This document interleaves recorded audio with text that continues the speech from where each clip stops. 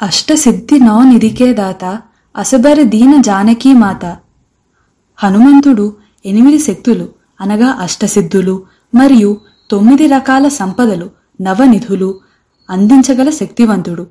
సీతాదేవి హనుమంతుడు చేసిన అపూర్వమైన రామకార్యానికి కృతజ్ఞతగా హనుమంతునికి ఇచ్చిన ఆశీర్వాదం, నీ శౌర్యం, శక్తులు, బుద్ధి, భక్తి చిరకాలం నిలవాలి.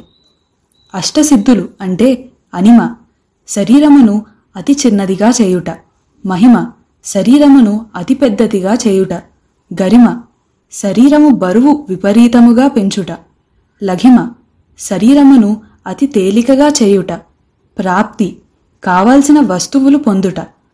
ప్రాకామ్యం, కావలసిన భోగము అనుభవించుట.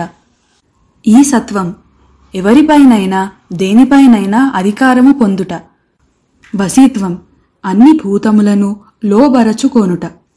నవనిధులు అంటే మహాపద్మ, గొప్ప సంపద. పద్మ, బంగారు సంపద. శంఖ, ధన సంపద. మకరం, రత్నాల సంపద. కచ్చపం, ఆహార పదార్థాల సంపద. ముఖందం, ధాన్యం సంపద.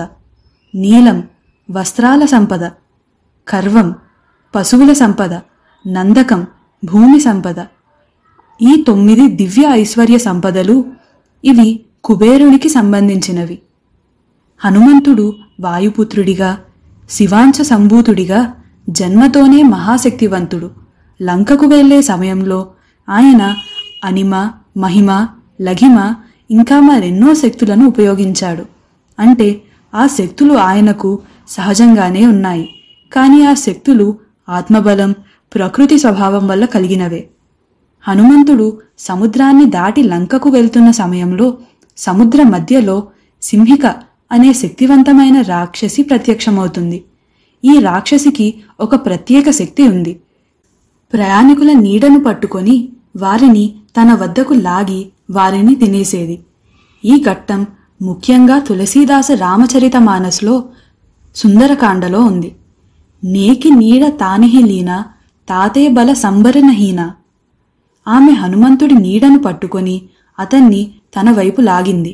హనుమంతుడు వెంటనే తనలో ఉన్న అనిమ చిన్నదవ్వడం, మహిమ పెద్దదవ్వడం, లఘిమ తేలికగా మారడం వంటి అష్టసిద్ధులను ప్రయోగించి తీవ్ర బలంతో ఆమెను అక్కడే చీల్చి సంహరించాడు.